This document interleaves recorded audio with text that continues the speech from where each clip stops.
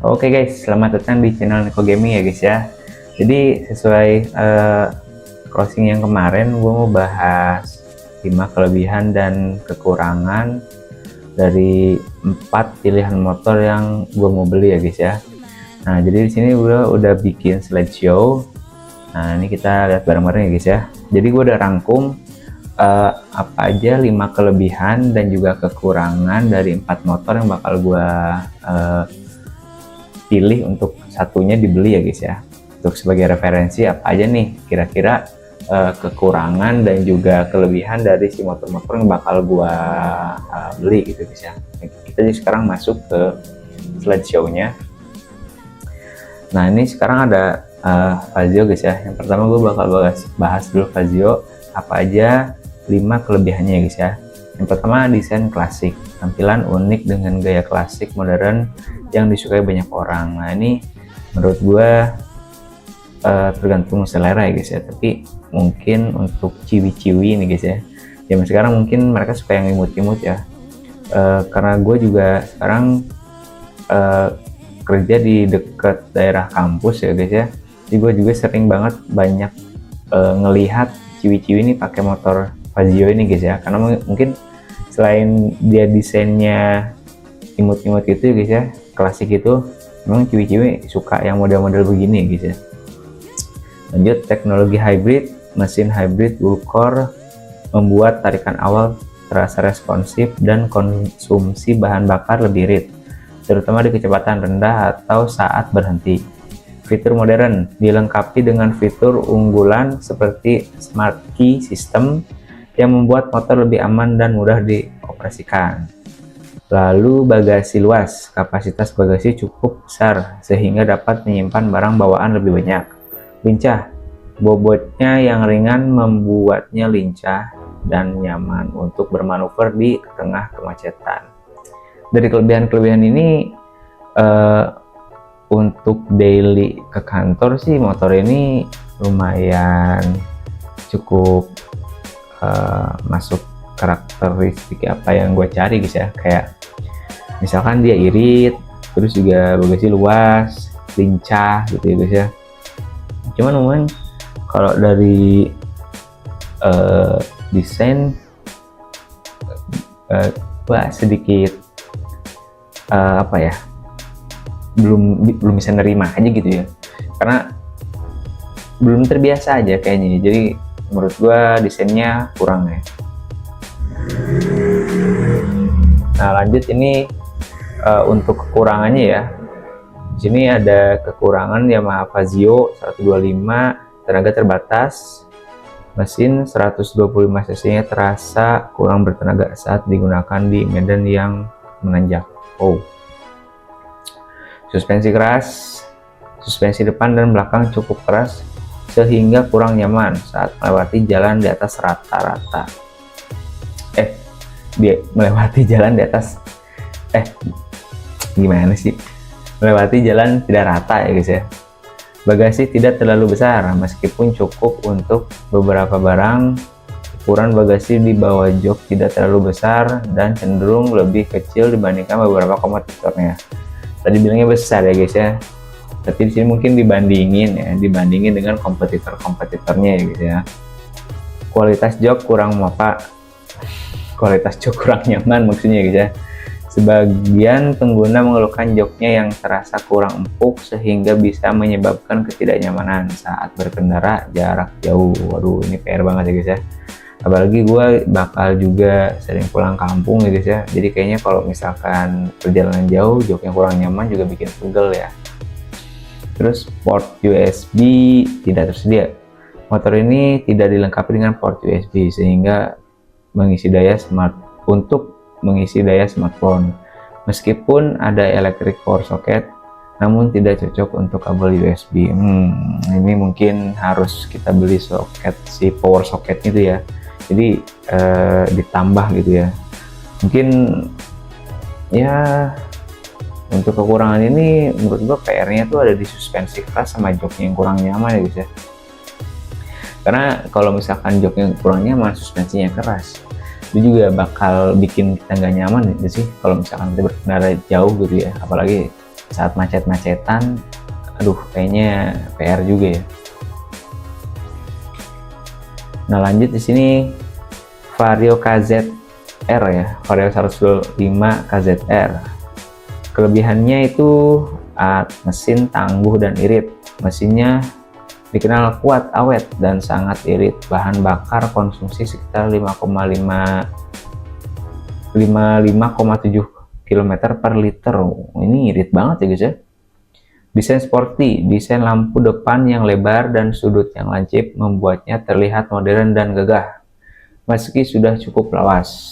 Nah, iya sih memang kelihatannya tuh tajam-tajam gitu ya, keren menurut gue juga ya. Pengereman pakem dilengkapi dengan fitur Combi Brake System CBS yang membuat pengereman lebih stabil dan mengaktifkan rem depan dan belakang secara bersamaan hanya dengan satu tuas. Nah ini menurut gue salah satu teknologi yang keren juga ya, maksudnya safety ya. Jadi memang kalau dari dilihat dari kacamata mereka Honda gitu ya, mungkin dia ingin mengaktifkan fitur ini tuh untuk keselamatan, tapi gue pikir-pikir lagi kalau misalkan berbarengan kayak gitu juga bakal jadi masalah nggak sih kalau misalkan jalannya licin gitu ya. Karena kan kita kalau misalkan di turunan tuh kita cuma butuh rem belakang aja gitu kan. Tapi kalau misalkan kita tiba-tiba ngerem dua-duanya gitu, kick kan jadi yang depan juga ikut ngerem gitu. Otomatis kan kalau misalkan kita yang nggak siap atau misalkan si ridernya kagok lah ya atau tanggung gitu kan bisa aja jadi tergelincir gitu, gimana gitu kan ya. Itulah sistem injeksi sudah menggunakan teknologi injeksi PGM-FI yang membuatnya ramah lingkungan dan efisien, cocok untuk harian. Motor ini nyaman dan stabil untuk digunakan sehari-hari dan memiliki tenaga yang responsif. Oke, cocok ya guys ya. Lanjut ke kekurangannya guys. Suspensi keras, suspensi belakang cenderung terasa keras sehingga kurang nyaman saat melewati jalanan berlubang atau tidak rata. CVT berisik, beberapa pengguna mengeluhkan suara berisik dari bagian CVT. Lampu depan halogen, menggunakan lampu depan jenis halogen bukan LED yang membuat tampilannya terlihat kurang modern dibandingkan motor keluaran terbaru. Ya untuk motor tahun 2012 memang rata-rata masih pakai halogen ya guys ya, tapi kan zaman sekarang kita bisa beli tuh LED-LED-an yang ya mungkin harganya rentang yang paling murah ada di yang berkualitas ya guys ya, di rentang 25.000 sampai 100 ribuan gitu ya. Nah itu mungkin gampang kayaknya guys ya, tinggal ganti aja sih kalau misalkan masalah lampu ya. Apalagi kan kalau misalkan Vario KZR ini dimodif bilet ala-ala bilet itu kan keren banget ya guys ya. Tidak ada power outlet.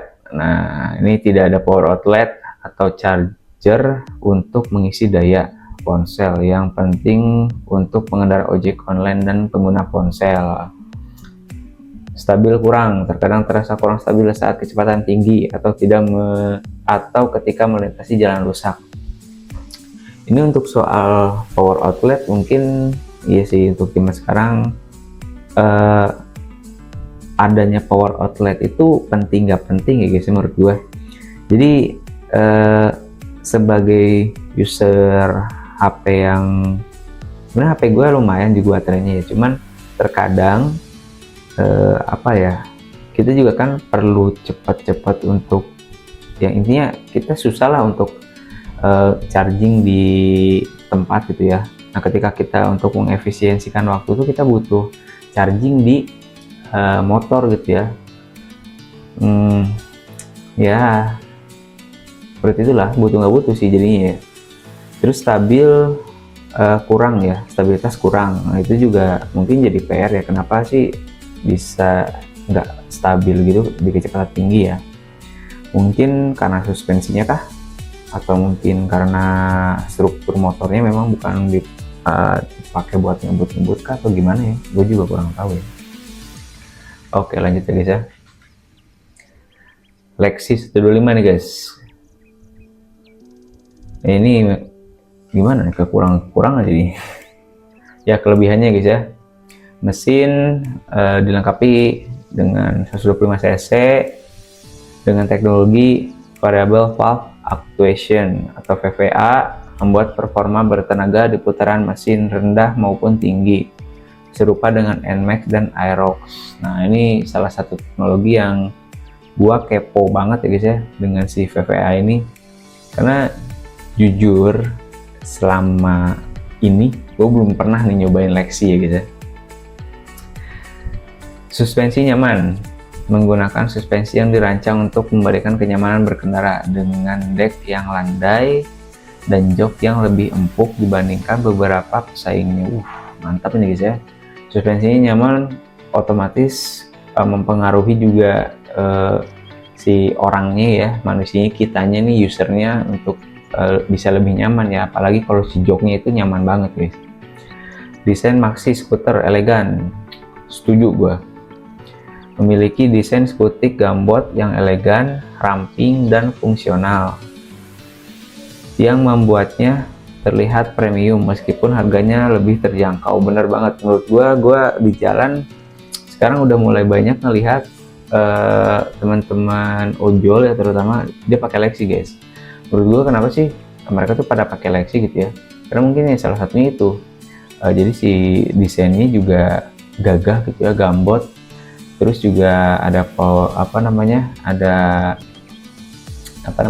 suspensi dia punya empuk tadi kan ya, mungkin ya.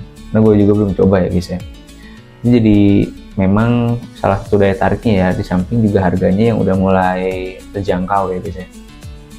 Fitur cerdas dilengkapi dengan fitur modern seperti panel instrumen digital. Nah, betul banget tuh, udah ada lampu hazardnya.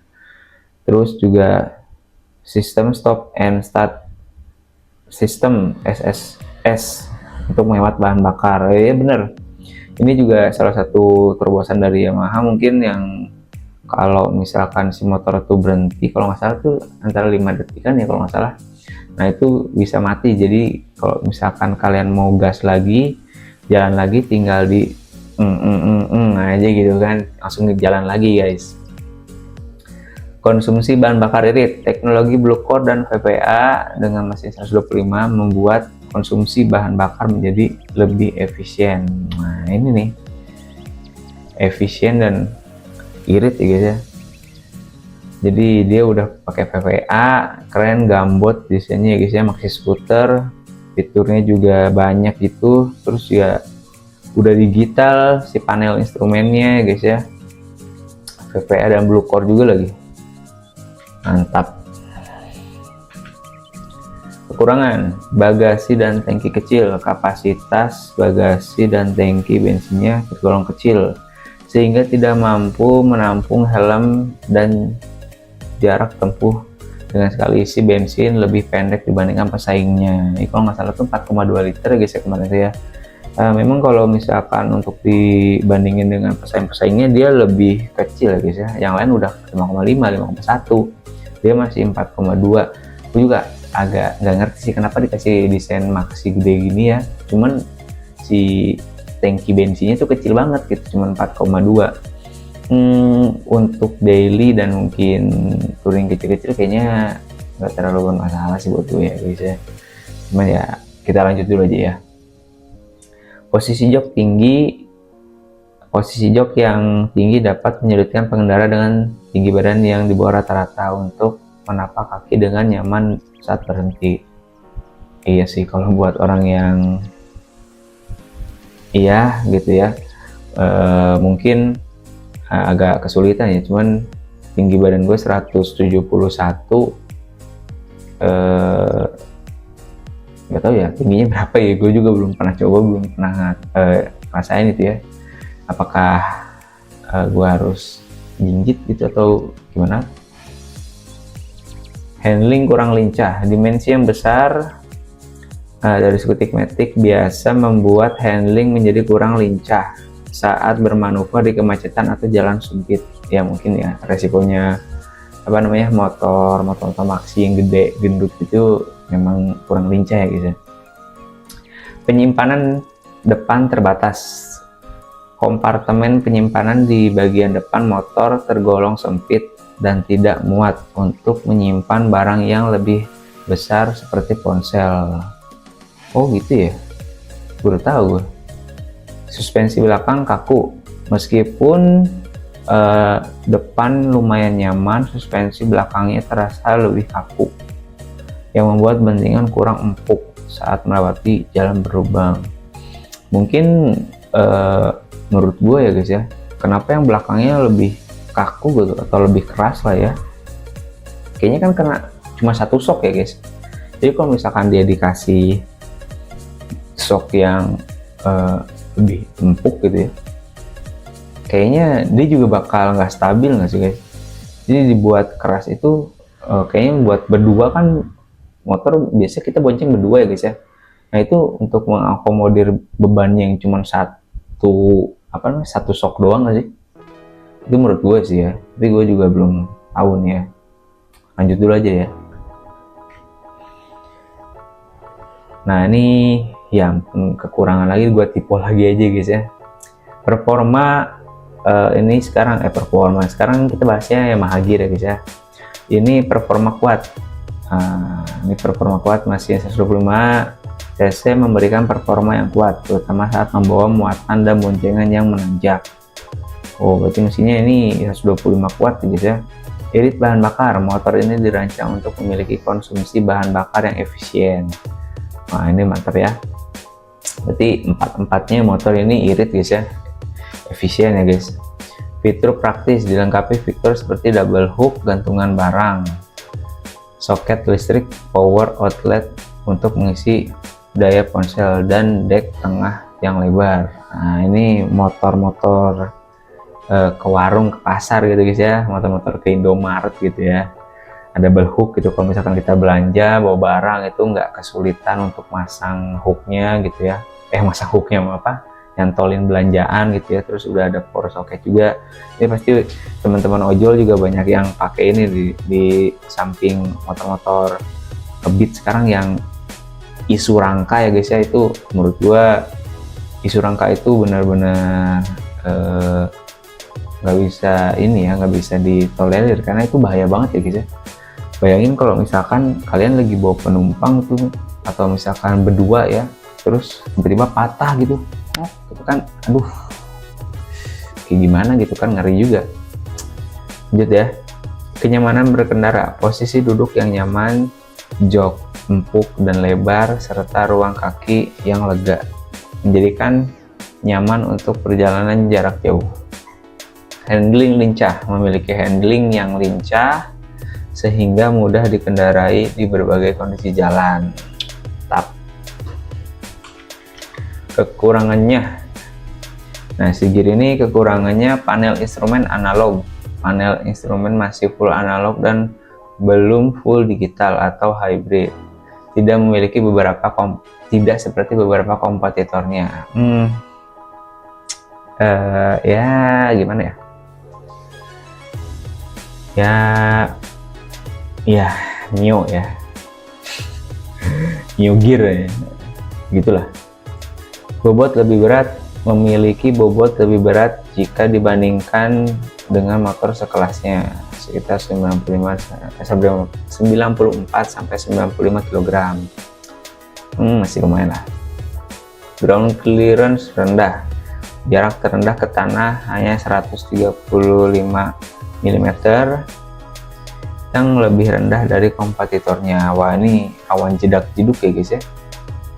Suspensi depan kaku, suspensi depan terasa kaku, kurang cocok untuk pengendara yang mengutamakan kenyamanan di jalan yang tidak rata. Keras sih guys ya. Visibilitas panel kurang optimal, lampu sein cenderung redup di siang hari, dan lampu latar speedometer juga redup, membuat indikator sulit terlihat saat matahari terik atau malam hari. Oh jadi dia visibility-nya tuh kurang gitu guys ya, karena mungkin desainnya gimana lah, entah ya, mungkin itu guys ya. 4 motor yang bakal jadi referensi pertimbangan ya, khususnya pertimbangan gue bakal beli itu ada Fazio, ada Vario 125 KZR, ada Lexi 125 FPA, dan juga Yamaha Gear 125. Nah tadi kita udah sama-sama baca ya, kita sama-sama udah share apa aja kekurangan dan kelebihan dari 4 motor yang bakal gue jadiin referensi buat salah satunya bakal gue beli ya guys ya.